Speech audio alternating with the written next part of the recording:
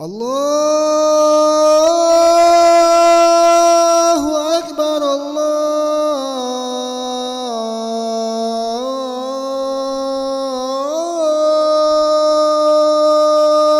Akbar.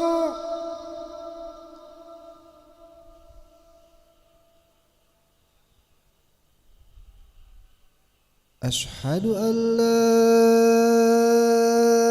ilaha illallah.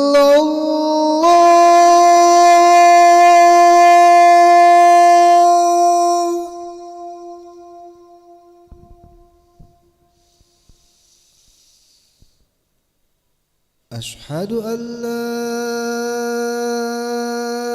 ilaha illallah.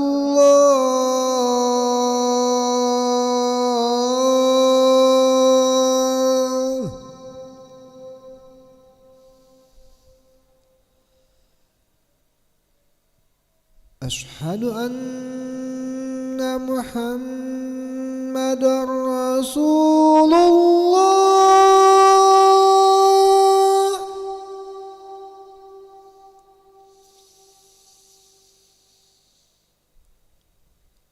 Asyhadu anna Muhammadar Rasulullah.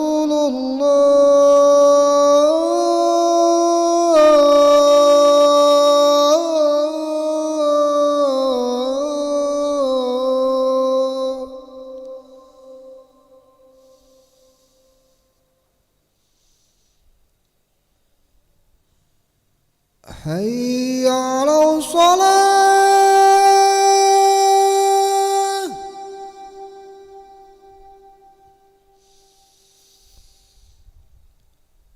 Hayya 'alas shalah.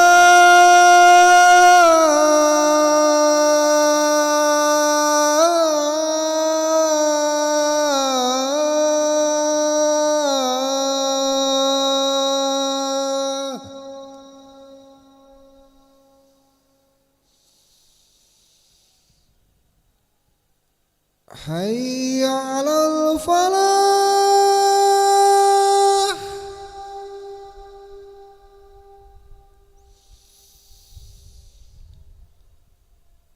Hayya 'alal falah.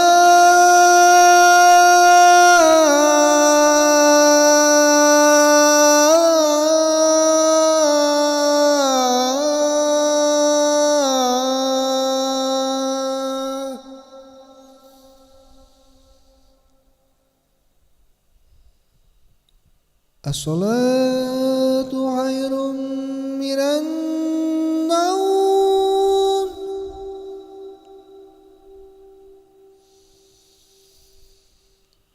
As-salatu khairun minan naum.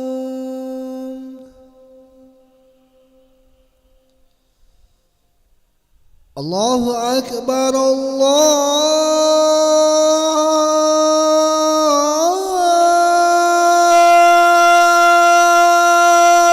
Akbar.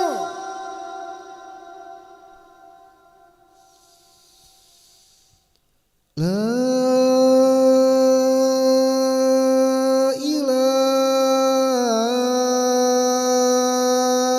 illallah.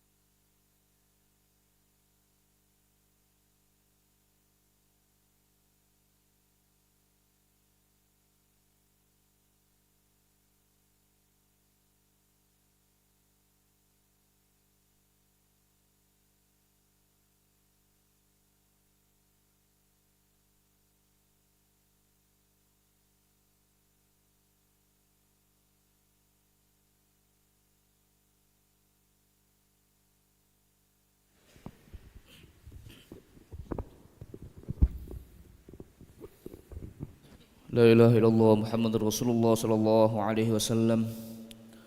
استقيموا واعتدلوا سووا صفوفكم فإن تسوية الصفوف من تمام الصلاة.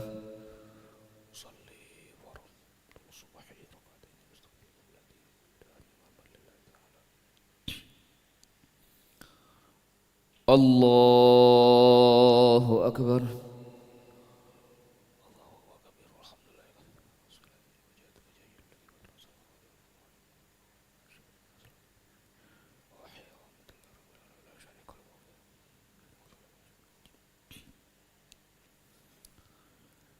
بسم الله الرحمن الرحيم. الحمد لله رب العالمين الرحمن الرحيم مالك يوم الدين إياك نعبد وإياك نستعين اهدنا الصراط المستقيم صراط الذين أنعمت عليهم غير المغضوب عليهم ولا الضالين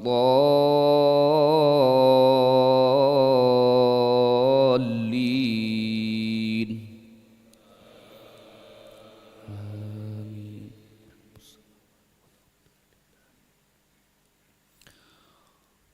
قل من رب السماوات والأرض قل الله قل أفاتخذتم من دونه أولياء لا يملكون لأنفسهم نفعا ولا ضرا قل هل يستوي الأعمى والبصير أم هل تستوي الظلمات والنور أم جعلوا لله شركاء خلقوا كخلقه فتشابه الخلق عليهم قل الله خالق كل شيء وهو الواحد القهار أنزل من السماء ماء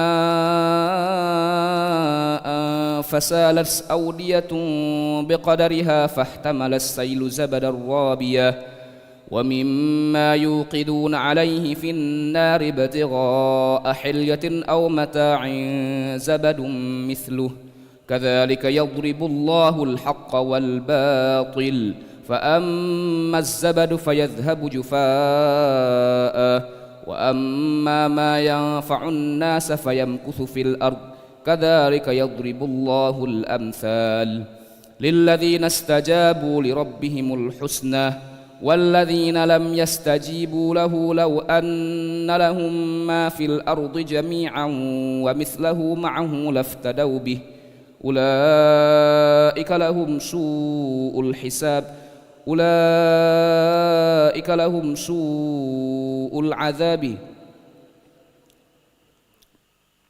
للذين استجابوا لربهم الحسنى والذين لم يستجيبوا له لو أن لهم ما في الأرض جميعا ومثله معه لافتدوا به أولئك لهم سوء الحساب ومأواهم جهنم وبئس المهاد.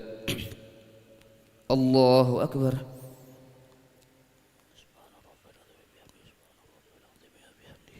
سمع الله لمن حمده. الله أكبر.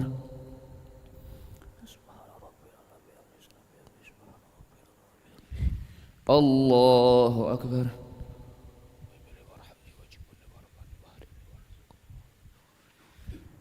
الله أكبر.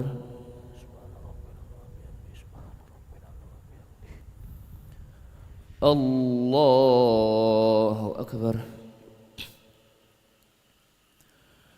بسم الله الرحمن الرحيم. الحمد لله رب العالمين الرحمن الرحيم مالك يوم الدين إياك نعبد وإياك نستعين اهدنا الصراط المستقيم صراط الذين أنعمت عليهم غير المغضوب عليهم ولا الضالين الضالين آمين.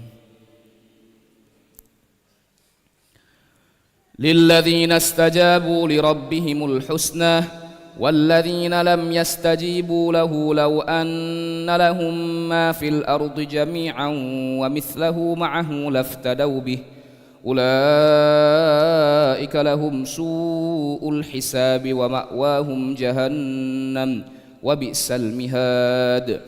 أفمن يعلم أنما أنزل إليك من ربك الحق كمن هو أعمى إنما يتذكر أولو الألباب الذين يوفون بعهد الله ولا ينقضون الميثاق والذين يصلون ما أمر الله به أن يوصل ويخشون ربهم ويخافون سوء الحساب والذين صبروا ابتغاء وجه ربهم وأقاموا الصلاة وأنفقوا مما رزقناهم سرا وعلانية ويدرؤون بالحسنة السيئة أولئك لهم عقبى الدار جنات عدن يدخلونها ومن صلح من آبائهم وأزواجهم وذرياتهم والملائكة يدخلون عليهم من كل باب سلام عليكم بما صبرتم فنعم عقبى الدار. والذين ينقضون عهد الله من بعد ميثاقه ويقطعون ما أمر الله به أن يوصل ويفسدون في الأرض أولئك لهم اللعنة ولهم سوء الدار. الله يبسط الرزق لمن يشاء ويقدر وفرحوا بالحياة الدنيا وما الحياة الدنيا في الآخرة إلا متاع. ويقول الذين كفروا لولا أنزل عليه آية من ربه قل إن الله يضل من يشاء ويهدي إليه من أناب الذين آمنوا وتطمئن قلوبهم بذكر الله ألا بذكر الله تطمئن القلوب. الله أكبر.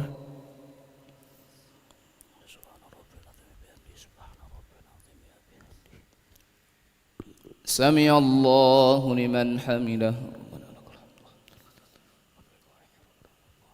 اللهم اهدنا فيمن هديت وعافنا فيمن عافيت وتولنا فيمن توليت وبارك لنا فيما أعطيت وقنا واصرف عنا برحمتك شر ما قضيت إنك تقضي ولا يقضى عليك إنه لا يذل من والك ولا يعز من عليك تبارك ربنا وتعالى نستغفرك.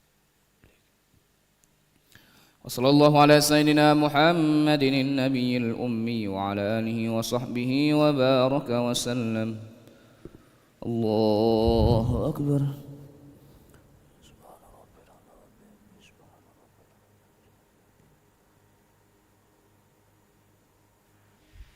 الله أكبر.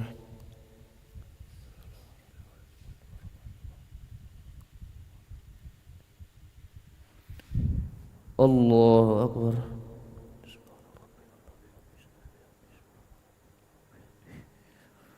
الله أكبر.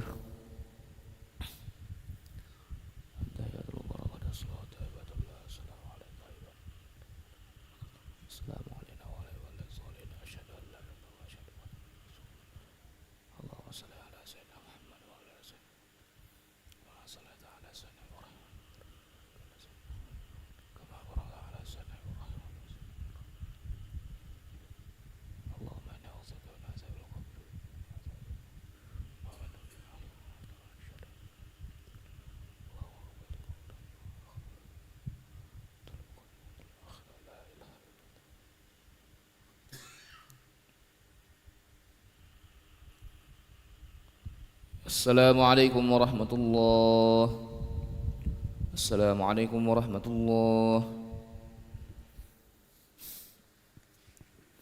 أستغفر الله العظيم أستغفر الله العظيم أستغفر الله العظيم الذي لا إله إلا هو الحي القيوم ونتوب إليه أستغفر الله العظيم الذي لا إله إلا هو الحي القيوم ونتوب إليه أستغفر الله العظيم الذي لا إله إلا هو الحي القيوم ونتوب إليه لا إله إلا الله وحده لا شريك له له الملك وله الحمد يحيي ويميت وهو على كل شيء قدير لا إله إلا الله وحده لا شريك له له الملك وله الحمد يحيي ويميت وهو على كل شيء قدير لا إله إلا الله وحده لا شريك له له الملك وله الحمد يحيي ويميت وهو على كل شيء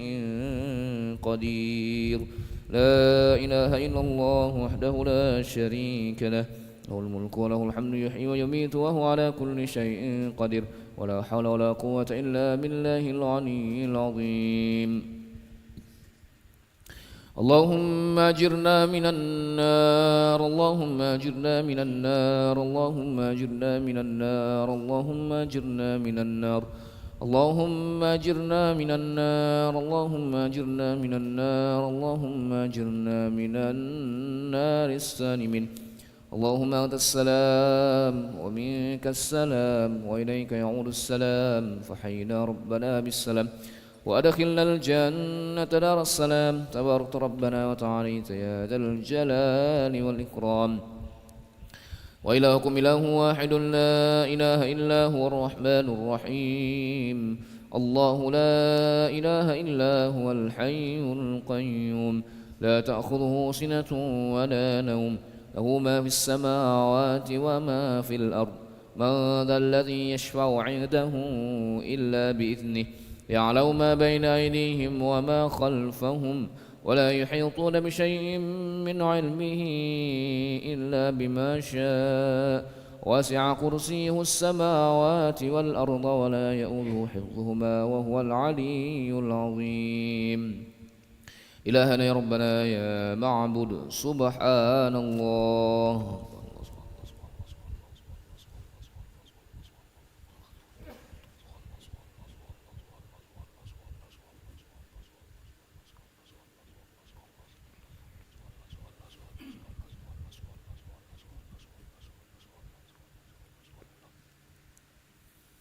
سبحان الله وبحمده يا كريم دائما أبدا الحمد لله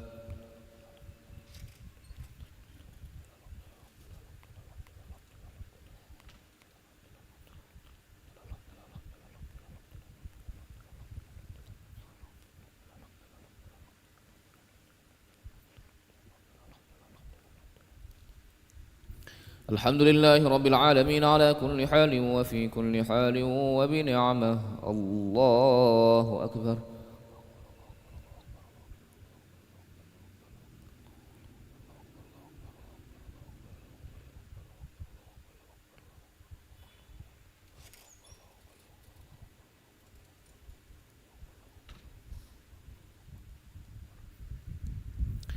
الله أكبر كبيرا والحمد لله كثيرا وسبحان الله بكرة وأصيلا لا إله إلا الله وحده لا شريك له له الملك وله الحمد يحيي ويميت وهو على كل شيء قدير ولا حول ولا قوة إلا بالله العلي العظيم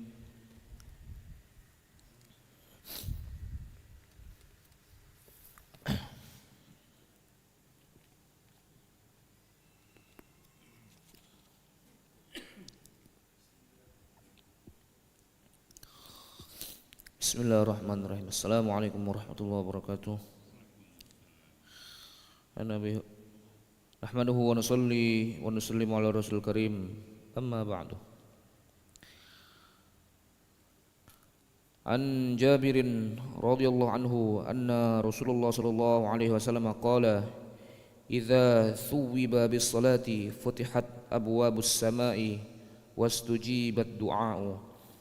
Dari Jabir radhiyallahu anhu bahwasannya Rasulullah sallallahu alaihi wasallam bersabda, Apabila iqamah untuk solat telah diserukan, maka pintu-pintu langit dibuka dan doa pun dikabulkan.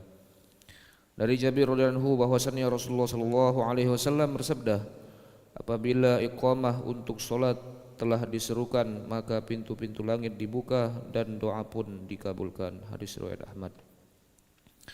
An Abi Hurairah radhiyallahu anhu qala man tawadda'a fa ahsana wudu'ahu thumma kharaja 'amidan ila shalah fa innahu fi salatin ma kana ya'midu ila shalah wa innahu tuktabu lahu bi ihda khutwatihi hasanatun wa tumha anhu bil ukhra sayyi'atun fa idza sami'a ahadukumul iqamah fala yas'a fa inna a'zamakum ajran ab'adakum daran.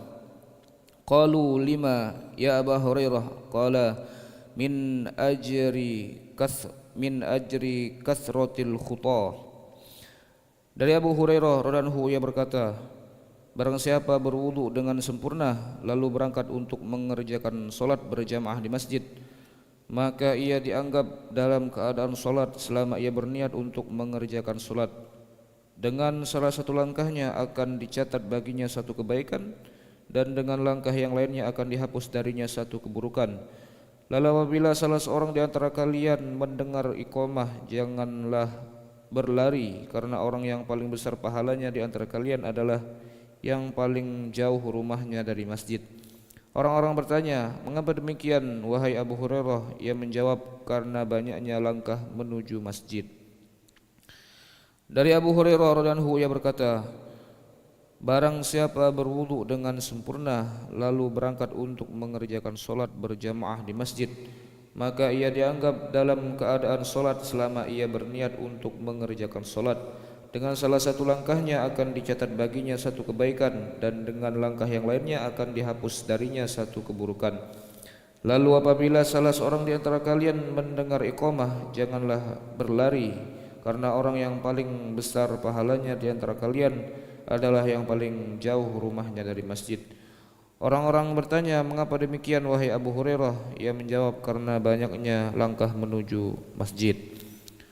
Hadis riwayat Malik. Keterangan, maka janganlah berlari. Perbuatan ini dilarang karena dengan berlari langkah akan menjadi berkurang, padahal memperbanyak langkah ke masjid itu dianjurkan. An Abi Hurairah radhiyallahu qala Abul Qasim sallallahu alaihi wasallam, idza tawadda ahadukum fi baitihi thumma atal masjida kana fi salatin hatta yarji'a fala yaqul hakadha wa shabbaka baina asabi'ihi. Dari Abu Hurairah radhiyallahu ia berkata, Abul Qasim sallallahu alaihi wasallam bersabda, apabila salah seorang di antara kalian berwudu di rumahnya lalu berangkat ke masjid, maka ia dianggap sedang mengerjakan solat sampai ia kembali. Oleh karena itu janganlah ia berbuat seperti ini. Beliau bersabda demikian sambil menyilangkan jari-jarinya. Dari Abu Hurairah radhiyallahu ia berkata, Abul Qasim sallallahu alaihi wasallam bersabda, apabila salah seorang di antara kalian berwudu di rumahnya lalu berangkat ke masjid, maka ia dianggap sedang mengerjakan solat sampai ia kembali. Oleh karena itu janganlah ia berbuat seperti ini. Beliau bersabda demikian sambil menyilangkan jari-jarinya. Hadis riwayat Muslim.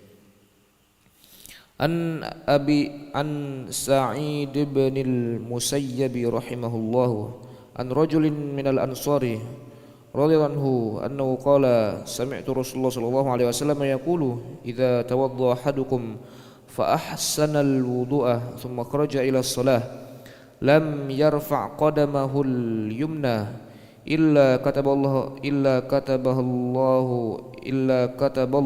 azza wa jalla lahu hasanatan wa lam yadha' qadamahu al-yusra illa hattallahu azza wa jalla anhu sayyi'atan fal yuqarrib ahadukum aw liyu'abbid fa in atal masjida fa shalla fi jama'atin ghufira lahu fa in atal masjida wa qad sallau ba'dan wa baqiya ba'dun shalla ma adraka wa atamma ma baqiya kana kadzalik fa in atal masjida wa qad sallau fa atamma as-salata kana kadzalik.